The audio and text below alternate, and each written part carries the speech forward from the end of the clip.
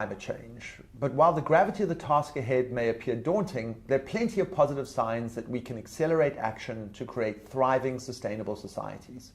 The interest is obvious, the ideas abound, the innovations exist, or they're currently being developed, and investments are increasing. So how do we harness this at scale in order to drive climate action? How can we expedite our path towards positive tipping points across key sectors of the economy?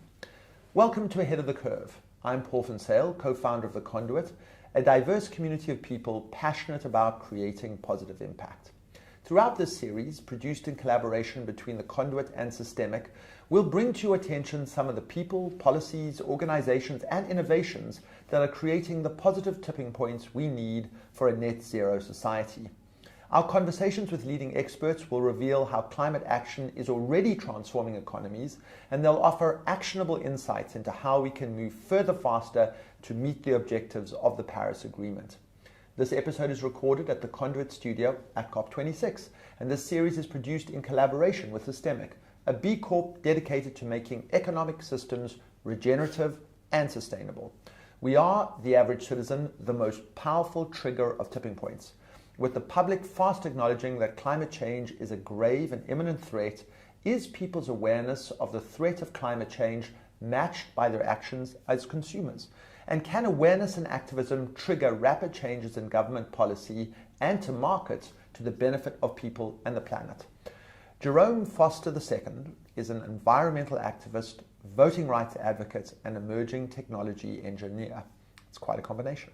He sits on President Biden's White House Environmental Justice Advisory Council. He served as an intern for the civil rights campaigner John Lewis and served as a board member for the DC State Board of Education.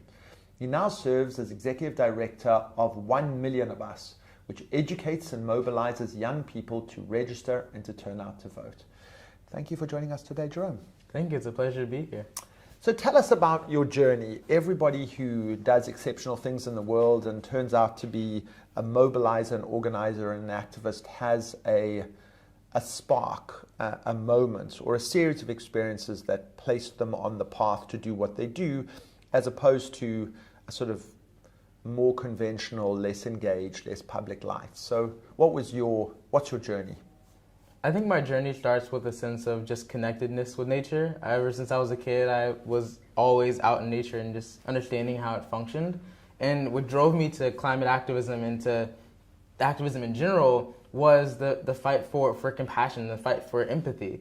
Me not being a victim of climate change in my local community, I still, as a person who's a part of the African diaspora, felt the pain of people all around the world and said, if I'm living in Washington, D.C., let's make sure this frustration that I'm feeling, this anxiety, is translated into policy action and translated into constructive activism. And that's kind of what led me to do whatever I could, whether that was through technology or through journalism or through organizing in the streets, to make our voice heard and to really fight for environmental justice. And so let's start a little bit on the technology front. Tell us what you've done in that realm and how that bleeds into or influences your approach to activism. For sure. I work in the emerging technology field, which is includes virtual reality, augmented reality, and artificial intelligence. And from that framework, I started by trying to understand how do we build empathy? Like I said, how I got into this movement. I was like, if I was powered by empathy, other people will be empowered by empathy as well. So I created virtuality environments where you step out of your own shoes and step into someone else's reality. You're able to be immersed into their experience of the world and seeing climate change impact everything around you. And being in a frontline community and living that experience and seeing that climate change isn't something of 2050, but something that's happening at this very moment. And that was what I started in technology, was there, and I continue to build and tell more stories and tell more nuanced intersectional ideas of what climate change really is. And through that, I began like organizing with movements and creating websites. And after a while, I was like, I can just help and help organize logistics. So it slowly became from being a coder at home who was always like on my computer for 10 hours a day to spending most of my time organizing logistics for climate strikes at the White House. And did that happen slowly, organically, incrementally, or was there something that happened that sort of shifted you and said, I need to get out of coding for 10 hours a day all on my own to doing something that is more public facing and more, was there an event or something, or did it just sort of gradually build? No, it was definitely a drastic shift. I was invited with National Geographic to do an expedition across the island and to tell the story in virtual reality. And it was 2 weeks. We're there. We were supposed to just capture the story of what was going on. But we were hiking on a glacier, Breiðamerkurjökull, which is the largest glacier in Iceland. And we did a hike there. We were going there. We were going to do a VR experience and see what's happening. But as we hiked up, we saw that there were mounds of just soot and dust and dirt that was sitting on top of the glacier. And we were worried. We were like, if this doesn't reflect the sun, then it's going to melt even faster, because if it doesn't have a white surface, it's going to continue to absorb that heat and melts exponentially quicker. And as I was there sitting on that glacier, the route we took to get up there was no longer available for us to take down. That entire place had just fallen in. So we were like, how do we get off this glacier? We're sitting there for 10, 15 minutes thinking, this is not something that's happening gradually. This is happening literally right in front of our eyes. This glacier just crashed right here. It's not science fiction. It's not just something that's abstract. It's not numbers. It's lives. And that was like a real shift for me, because I understood that glacier that just fell might have been someone's life in Ghana or someone's life in Indonesia. And that directly correlated to that. And that was a real wake-up call for me to not just tell stories virtually, but to be on the ground in community, making sure our voices are heard and our demands are met. So in your bio, there is a reference to the great Congressman John Lewis. And you spoke a little bit about sort of intersectionality and how the climate movement and the quest for the imperfect and never-ending quest for racial justice are in fact intersecting and in fact are perfectly coherent as kind of twin struggles. Tell us a little bit about your work with the Congressman. Absolutely. So a lot of people only know about my experience now as the White House advisor, but it's actually been a long journey in my community, just starting at DC State Board of Education, where I advocated for the inclusion of climate justice as a core subject across Washington, D.C. And unfortunately, I didn't pass, but I was like, I'm going to keep doing it. I'm going to keep persisting. So I applied to be an intern for Congressman John Lewis. And being a high schooler, that's like unheard of. Like, you're not supposed to get a job there like at that young. But I was like, I'm going to do this. I don't care if it takes like a month for me to get this position. I want to make an impact. And luckily, on the first time I applied, they accepted. And ever since, I went on that first Friday, and I think it was February 1st, 2019. And I went into office and I made my voice heard. We worked on climate economics. We worked on so many bills that I'd always wanted to work on and make a real impact. And that was kind of where I fell in love with like making policy language equitable and making it real and advocating for our demands to be actual policy implementations that impact change. And while I was there, that really changed my perspective on activism as well, because I understood, like, I had an intern on my right that was fighting for women's rights, and one on the left was fighting for criminal justice reform and fighting for so many movements. And we had intersectional conversations around the fact that we're fighting for the same justice, we're fighting for the same liberation, and we're fighting for the same just ability to be free in how we live and not have to be oppressed in every way that we operate in the world. And that came to the foundation of what we're fighting for, is climate justice. You can't have any other social justice without climate justice. And the same is true. We all meet each other at the same intersection, fighting for how do we think about economics? How do we think about society? How do we think about culture and biocultural diversity? Because right now, everyone in the world lives in a Eurocentric way of living. We can only envision a way where we live in a house, 2 kids, and that's the end all. But really, there's so much biocultural diversity, indigenous way of living, an African way of living that lives in tune with nature. Sure, our current way of living works perfectly for Europe. That's the only place that it's working. And that's why Europe is the only place that has so much economic prosperity. Because 1, they've taken from everyone else. And then 2, we're living your model, which doesn't work for us. And that's really what environmental justice is about, is decolonizing our way of living and going back to Mother Earth and going back to the way in which we live in tune with nature, but also advancing in technology. So I'm going to come to some of the detail of that in a moment, but I want to start for a moment about your kind of organizing infrastructure, like how you actually, what's your vision for building a movement and enabling people to organize and have their own voice. So, in that famous parlance, there's nothing about us without us. Mm-hmm. How are you going about actually doing that today with the organization you're currently headed and working for? Great, yeah. I organized 3 different organizations. One is called The Climate Reporter, which focuses on highlighting the movement and raising awareness of it in the media. I also run 1 Million of Us, which directly translates our power in the streets to the polls. And the real vision over the next few years of the climate strike movement is transitioning our streets power of like going and making our voices heard from the outside, pushing elected officials to do something, for us also uniting as negotiators and uniting as policymakers and policy advisors to advise in tandem with each other and work in a unified way that addresses the same demands that the movement is pushing for as well. And that's 1 Million of Us. That's a vision that I have, and also an organization I just now announced here at COP26 is called Wake Up, water accessibility, empowering communities, uniting people, is all about how do we make sure water access is equitable. And that goes for even in global north countries where all across the US, water isn't accessible. So that's my theory of change, is honing in on politics and voting power, then also honing in on access to water and access to clean land.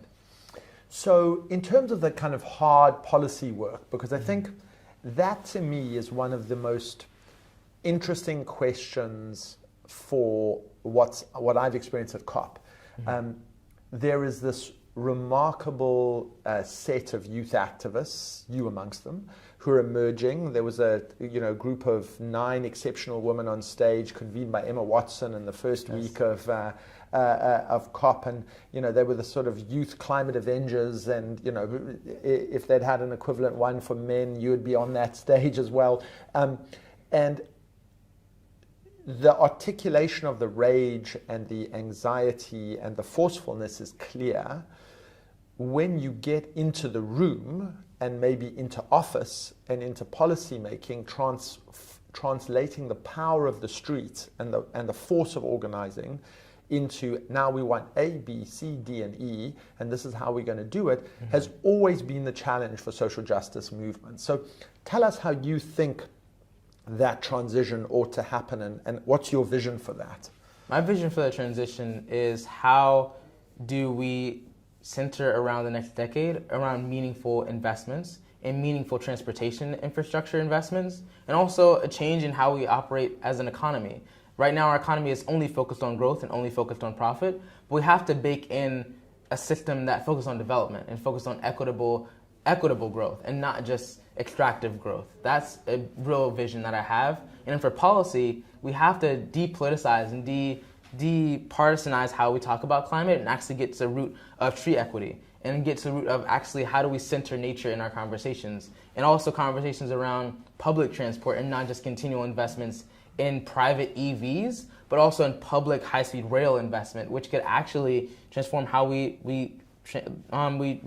go around our countries. Because in the 1970s, 1940s, 1950s, America made investments in our highways, even in unprofitable areas like in rural places. Right now, that's what's needed in this next decade, is for the federal government and for countries around the world to make unprofitable investments in rural communities where people don't have the economic means to buy a car or afford transportation, to more economically prosperous regions. And that goes on the behalf of governments. That's something that can be environmentally friendly. And things like that, that's my vision, is not just looking out for investments in what's already great, because oftentimes people figure out a way to insulate themselves from the climate crisis. It's vulnerable communities that need government support and need public investment that is most at risk. That's what government must focus on, and not just New York City and San Francisco and Washington, D.C. So I want to ask you a question about your theory of change and mobilizing power. You clearly don't want people just to go out in the streets, protest, raise their voices, go home. You want that to translate into the halls of power. You've lived that experience yourself, and you've just articulated in a very clear way how you want that to translate into policy. Yeah. United States is a strange place because you've just had the first president of color. Then you had a president who was a climate denialist, incredibly divisive, authoritarian bents, and arguably a terrible racist. And now you've had a president who is trying to put questions of climate at the center of a COVID recovery plan, is sensitive and attentive to questions of racial justice. And we have a social media world where we've never been more fragmented, more divided, more polarized. People don't speak the same language. The level of climate denialism in the United States is extraordinary. The division between red states and blue states and Republicans and Democrats has never seemed more greater. Is your theory of change that what you want to do is mobilize the disempowered, the non-voting, the disenfranchised, and win with 51, 52% of the poll every time by bringing them into politics? Or do you want to simultaneously try and reach out and convert people on the other side of the partisan design? And can you do both? I think that's a both and. I want to unpack that because I was like, I think 2 different questions. Yeah. Maybe 3. Maybe 4. But I'll tackle the last question first. Perfect. About how do we reach out to people. Yeah. I think that as progressives and as people that are fighting for real change, I see that reaching out to non-voters is also the same as reaching out to people on the other side, because they see if we're able to pass investment in their communities that actually helps their neighborhoods, then they'll see that, oh, wait, progressives are looking out for me too. This isn't a Democrat issue. This is a human issue. I think we don't have to always just argue with the other side. We can just bring them in through the example of our leadership. And that's like the most powerful form of a persuasion, is showing them what we can do. And I think tackling your next question around digital like fragmentation and how we operate online and how different that is to real life, I think that there's also a sense of non-genuineness, I guess, on online. And I think that is tied to the fact that we have to have some form of verifying our identity online. We have to have that tied to the person. I think that will change our politics for sure, because people feel a greater sense of freedom and rebelliousness online to be just stoke just I guess just arguments when really there isn't one. And that's kind of the solution would be, just to be more real and to have someone be accountable to that account and to that comment. And your first question, if I think you remind me, is more about red states and blue states and why we had Trump and then we had Obama, then we had Trump, and now we have Biden. I think there's a pendulum to democracy. It sways to a phase, an era of progressive change, and then sometimes it sways back to repressive bigotry that we saw with Trump. And I think it's coming back to that era of positive change, because people had a vision and they saw how terrible that bigotry era was, and we said, no, we don't want that. We are progressing into the future. That bigotry is no longer welcome here. And we want actually inclusiveness and progressive policies. And I think we'll continue to see that pendulum swing wherever we go. The voting is a sword that cuts through all injustice, as we say. It's voting that prevents that pendulum from swinging so far back to a Trump-like figure. So I hope you're right. What I think is interesting about having this conversation here in Europe from COP is, if you look, for example, at the German elections, within the main strands of the German political establishment, with perhaps the exception of the kind of far-right AfD, most parties have climate of some form in their agenda. Some are more market-oriented, some are more state top-down, some are more aggressive on carbon taxes, some are more in favor of green investment and entrepreneurship, etc. But there's no real debate or discussion about, is climate change real? Is it an existential threat, and do we have to tackle it? It's how you tackle it. And the debate is really about the best way to tackle climate change amongst all the various parties. They're all sort of different shades of green in tackling the problem. Yes. The trick in the US is you go from, we really need to tackle it, to it isn't even a problem and it doesn't exist. And as you've so eloquently said in other places, we're out of time. We don't have time for the pendulum to go back to another 4 years of denial. And so it does mean that the urgency to act in the US, I would argue, as the world's second largest polluter and the biggest economy, is we can't afford for that pendulum to go back the other way. And so I'm interested in sort of what's the language that you use to be inclusive and to bring people over, because I think it's not red or blue, it's human, and how we affect you is so powerful and so important. But I sense you have more to give in terms of how you reach out across the aisle and bring those people onto the side of climate justice. Sure, if we really have like honest conversations about how we reach out to people, it's oftentimes just talking to them about what they've been struggling with. Like when we go to the Midwest and we talk to people that around like Ohio or Oklahoma, we see that in Oklahoma they had 100 earthquakes because of fracking. Before fracking wasn't there, they had 2 earthquakes a year. Now they have 126, 108, 109 over the past years. That's not a Democrat issue. That's not a Republican issue. That's them suffering. And they need someone to save them because their homes are at risk. And when we go and talk to them about what change they need, we don't even talk about Republican or Democrat. Like, my organization is nonpartisan because we truly believe that's just figments of political division, that if there was no party, like Lincoln said, not to create parties in the United States, we have honest conversations about the fact that climate change is not fake. It's not a fictitious thing that we come up with. It's about the conversation shouldn't even be there anymore because no one honestly believes that. Even Republicans, when I talk to them in closed rooms, they understand the reality of it, but they're fearful that their voters will kick them out of office if they're honest. But this is not the time to be scared. It's the time to have the fortitude and bravery to speak truth.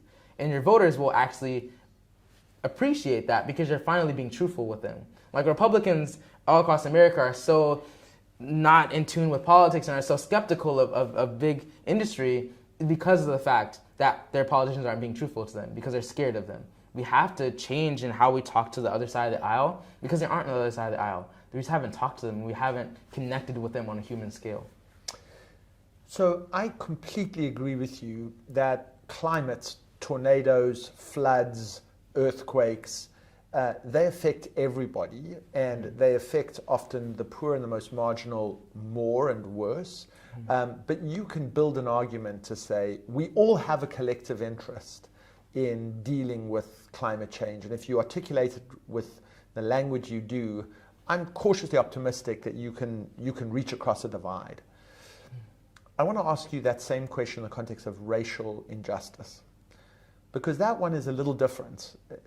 It's people of color who get targeted, who get stopped and frisked, who get shot at when their cars are pulled over, who die disproportionately at the hands of law enforcement. And you can't make quite the same argument to a 19-year-old white man and a 19-year-old black man that you're equally at risk. You're just not equally at risk. But on the other hand, if we're wanting to get racial justice and we're wanting to vote in a series of policies that cause the police to act more responsibly, that get effective people as sheriffs and law enforcement officers in place, that allocate resources not just to weapons but to mental health and to homelessness, you need to reach across the aisle in that same way again. But that's a harder job because it's not necessarily the experience of white people. So I'm sure you've thought deeply about that, but what's the language we use and what's the strategy there? The strategy around racial justice and how that intersects with environmentalism is the fact that we have to understand what system we're trying to fight against. It's the system of extractivism, the system of colonialism. Even though it was 400 years ago, the foundation of our economics was built on that. And that goes to how even back in the day, we used slave labor for people to power our economy. Now we use the extraction of nature as the foundation of that. And that's an immediate through line in how we talk about climate and how we talk about racial justice. Because right now, people of color and indigenous people are in the same position as nature. Indigenous people have been driven to almost extinction, and black people have been ravaged so much that we're still trying to recover. Nature's in the same position. Some species are almost at extinction, and others are ravaged so much that they're still trying to recover, but there's no place to heal. We have to come to the table and say, how do we heal systemically? Because as you talked about how people are stopped and frisked, it's not just about the individual incident, it's about a system and a pattern of consistent intent to harm. That's what we're trying to change, is change the culture of why is our systems and our finance systems built around not investing in black communities? Why are over 80% of coal-fired power plants placed in black communities? Why are so much of the infrastructure burden and pollution burden on black people? And it's because our finance systems are built like that. That's how we have to have conversations, is how do we make a framework of society that's more equitable and more safe for people? It shouldn't be, well, black people have been redlined for 40 years, so now that land is cheaper, so now we can place 5 factories here because it's economically more profitable for us to get there, and that helps our bottom line. From that argument, you aren't being racist from some perspective, but actually you are, because you're reinforcing a system of disproportionate harm. And now as we talk about COVID-19, people are saying, oh, well, now we have pre-existing conditions. People with pre-existing conditions are at the front lines. That's black people, because we are already at pre-existing conditions of being exposed to toxins like CO2 emissions and nitric oxide and so many other chemicals that harm us. That's how everything continues to compound upon itself, and how climate change gets to the root of these systems of oppression. It's about that conversation that has to change, and that means policy change. That means money, because budgets are moral documents. Budgets are where our morals are, and budgets say, oh, we're going to allocate to actively decolonialize our economic and political systems. So how do you're a White House advisor, for goodness sake. So you genuinely have a seat at the table, and when you're making the arguments, as you so eloquently did, that budgets are moral documents, you have an unusually powerful interlocutor, somebody on the other side who's listening, or hopefully listening. How much resonance are you getting when you make these sorts of arguments within the White House? Yeah, I think some people still, like, as soon as I joined the White House, everyone lumped me into a politician, like, box. But I'm still very much an activist in the White House. So when I'm in these conversations, I tend to get into activist mode where I say, hey, we need to actually make some change. We can't just sit here and talk about and just grandstand and give speeches and have me sit here for 5 hours and talk about what you're going to do. I'm coming here to send solutions, and if you're going to do them, let's do them. And I think that's what has changed in the White House around the 7 months I've been there, is we've created the Justice 40 initiative, where the federal government has committed to a whole government approach where every federal agency must commit to 40% of their entire budget go to environmental justice benefits to frontline communities. And their everyday operations have to go to making sure that this climate crisis is not only helping communities that are already able to insulate themselves, but actually at the front lines. So that's one of the key areas that I'm making real change at the White House, is by advising there. The second is by making sure that we have a climate and economic justice screening tool, where when companies go across the nation and where people try to get insight on what's happening, people have a transparent system that they can go in and see where emissions are being emitted, where trees are being planted, and where pipelines are being built. Like, that's the transparency toolkit that we need to build, and that has what we proposed to President Biden, is on making a transparent and equitable and actually easy way for people to see what climate change and climate justice actually means. Because we can talk about our progress, but people can't see it because it's oftentimes too abstract for people to relate to it. So that's kind of my work in the White House, but there's 4 years more to go. I'm excited to see what these next 6 months look like, because our recommendations are supposed to go into implementation phases then. So part of what we're trying to do in this episode is talk about positive tipping points. And this series has looked at a whole series of tipping points that are moving us towards rapid, accelerated change in the direction of net zero, in the direction of economic justice, in the direction of climate justice. And we've spoken up to now in kind of technical terms: regenerative agriculture, the electrification of transport grids, smart grids, battery technologies, renewables. And what I'm interested in is what you're doing as a positive tipping point. And so my hypothesis is that you embody a movement that is spreading across the world of young people, engaged, mobilized, seats at the table, asserting voice and agency, political power, increased sophistication in how you engage with that. And that is going to be a necessary condition, because policy relies on politics, and politics relies on you guys mobilizing and winning. And so you are, in fact, one of those positive tipping points. So I wonder, A, do you think of yourself in those terms? And if you do, what's your vision for making sure that there's not just one of you, but there's tens of thousands of you who are organizing tens of millions of people to be a coherent political force? Yeah, for us to be, as you said, a coherent political force that articulates real change, we have to have continual presence at the ballot box and have continual presence whenever a politician makes speeches, because if we aren't an active and engaged, as President Obama says, citizenry, then we'll be left behind. We'll be not included in these policy decisions. In order for us to be, as you said, the tens of thousands of people that are in office, we have to actually make sure that this one person that I am right now that's in office translates into real change. Like, if we are here in the next 4 years, make a positive impact, then they'll see, oh, young people are valuable. We need more of them here. And right now, actually, I'm working on that same idea, and is creating a youth advisory council at the White House, and creating an office of young Americans at the White House, and also at the UN scale, to have a body of young people that politicians can look to and say, what is your moral approach to this? What is your expertise on this?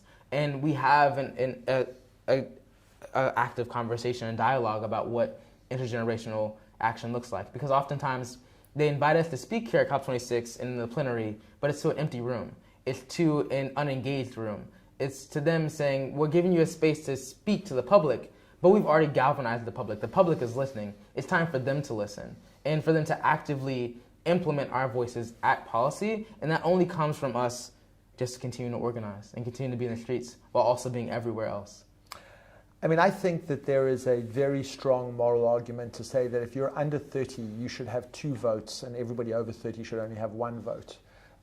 Because this is the first time in history that if you're under 30, your time horizon is really at risk.